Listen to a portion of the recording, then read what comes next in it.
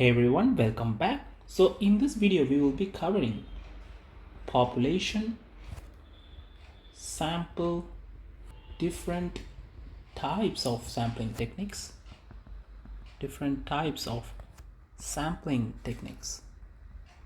right? Techniques. Then we will be covering different types of variables,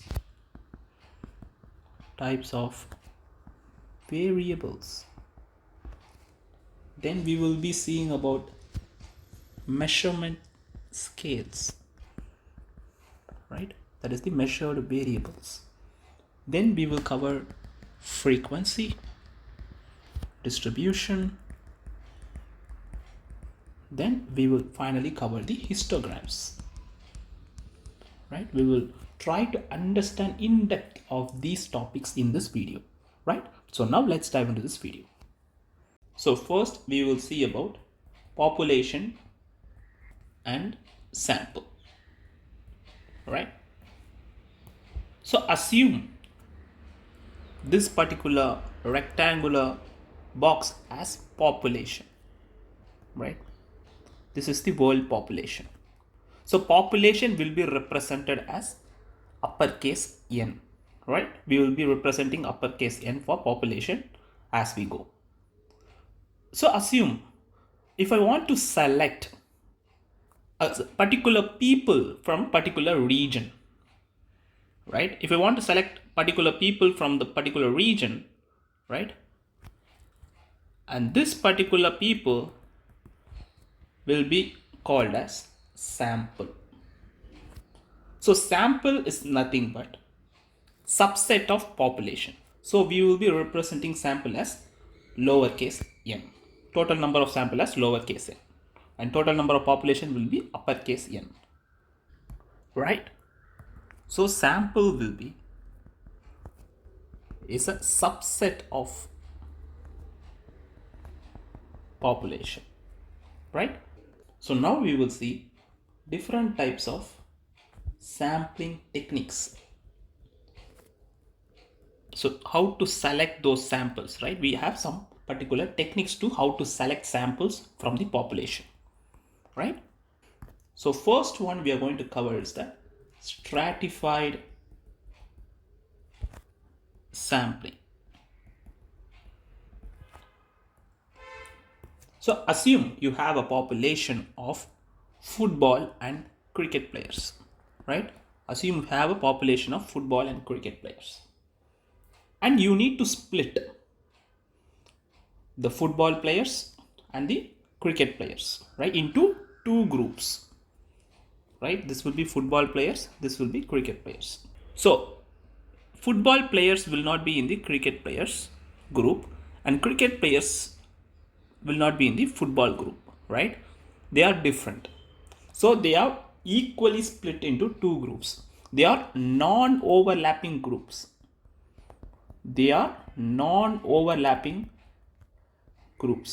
This is nothing but the strata, right? So how to write this? So when the population n is split into non-overlapping groups, this is nothing but the stratified sampling, right? So non-overlapping will be called as strata. So next we are going to see systematic sampling, right?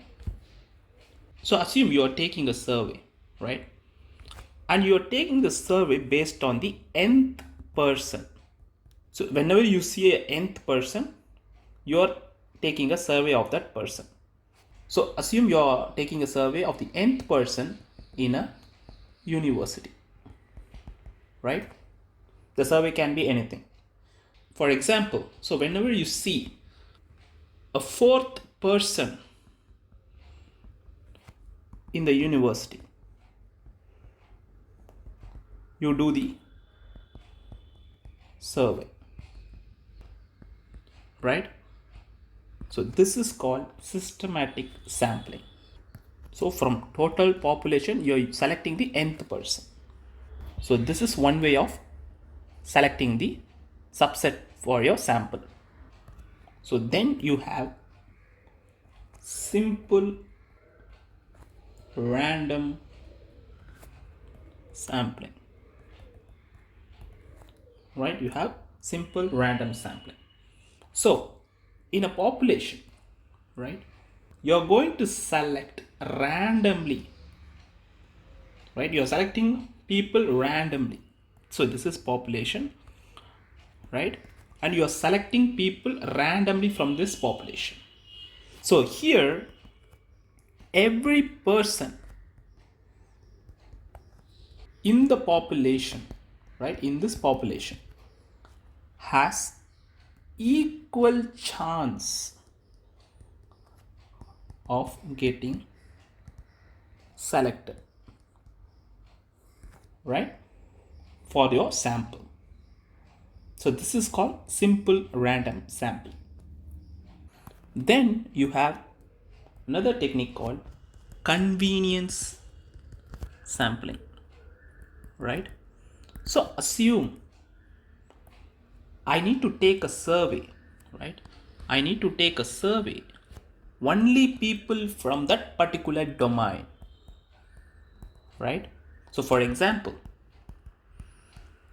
if I try to take survey for something related to engineering, right? Something related to engineering. I do this survey on only engineers, right? So you are using domain experts for this survey. So this is something called convenience sampling, right? So we have seen all the different types of sampling techniques. So now we will see about the different types of variables we have. I hope you guys understood whatever I explained right now. If you guys not able to understand, please leave a comment in the comment section, right? So now we are going to see types of variables, right? So we have two types of variables. One is qualitative, another one is quantitative, right? So qualitative variables can also be named as categorical variable, right? So for example, assume you have gender, right? You have gender, so you're going to have male and female, right? So based on some characteristic, we can drive categorical variables. So you will be having text as the values in your data set, right? That is categorical variable. As of now, you need to think like that. So qualitative will be, you're going to have numerical values, right? You're going to measure all these values in a numerical way. So you're going to perform addition, subtraction, multiplication, and division, right? For example, we can say height or weight, right? So now we are going to break down quantitative variable, right? We are going to break down quantitative variable into two types. So one will be discrete variable. So discrete variables are nothing but, you can say, whole numbers, right? Integers, right? Then we have continuous variables. Continuous variables, right? We are going to have continuous variables. So for example, fractional numbers, right? So you can say height. You're going to have something like 171.5 centimeter or 160.5 centimeter, right? You're going to have these decimal values. So this is called continuous variable. So now we are going to see different types of measured scales. So you have two types of These are the types which is very popular. Two types of measured variables, right? So one is nominal, another one is ordinal, right? So nominal data, right? In nominal data, we are going to have categorical data. The categorical data will be called as nominal data. So these categorical data will be classes. So we will see what is classes in the upcoming videos. So you can have like colors, gender, etc. So you're going to have text as the classes. Then we have the ordinal data. So in ordinal data, the arrangement of the data, that is the order of the data, right? The order of the data matters, right? The values doesn't matter, but the order is very important, right? For example, right? Assume I have age and I have something called rank. So assume we have 22, 71 and 50. So now we are going to rank these values, that age, based on the rank, based on the highest age, right? So here 71 will be 1, 50 will be 2 and 22 will be 3. So here values doesn't matter, but the rank matters, right? We will be having such type of variables. Hope you guys are able to get this. So now we are going to see about frequency distribution, right? Frequency distribution. So assume you have a sample data set, right? Assume you have a sample data set, right? So assume you have colors. So you might be having blue, green and red. Then we will be having frequency, right? So assume you have one blue ball and you might be having 3 green balls. Then you might be having 5. Then we will be having cumulative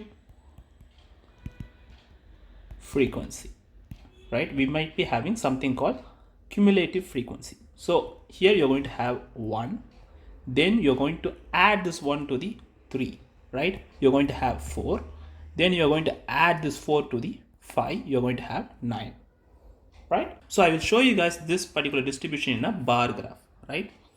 So assume you have the x-axis as the colors, right? You're going to have blue, green and red, right? And here you're going to have the distribution, that is the count, right? So here we have one blue ball. So you're going to draw a graph like this, equal to 1. Then you're going to have 3 green balls, right? You have 3 green balls.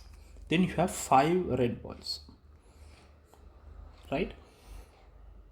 So this y-axis represents the frequency, right? So now we are going to see about histograms, right? So assume we have a data set as marks, right? So I'm going to draw a bar graph for this one. So I'm going to have 10, 20 and 30 as my x-axis. So you can see the gap between these axes is 10. So this gap is chosen by bins. So when I represent bins as 10, you're going to have a difference of 10 between the values here in the x-axis, right? So you're specifying the range. So now I need to check how many values exist between 10 and 20 in the data set. So here we have 11, 12, 13. So you have 3 values, right? So you have 3 values in the data set between 10 and 20, right? Then we need to check for 20 and 30. So here we have 2 values between 20 and 30. So the count will be 2, right? Here we'll be having 2. So then there will be a curve like this, right? There will be a curve like this. This particular curve is nothing but PDF, probability density function, right? This is nothing but the smoothing of histograms, right? So in histogram, this particular curve will be called as KDE, kernel density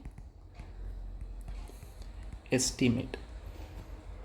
So the kernel density estimate will be calculated based on the number of values between these intervals, right? So here it is moving towards 3. You can see this. More points you have in that particular region, the more peaker the curve will be. So that is very, very important to understand, right? Thank you guys for watching this video. If you guys have any questions, please leave a comment in the comment section. I will be trying to answer your question. So if you guys watching my videos for the first time, please don't forget to press the subscribe and like button in order to get notifications of my upcoming videos. Thank you guys.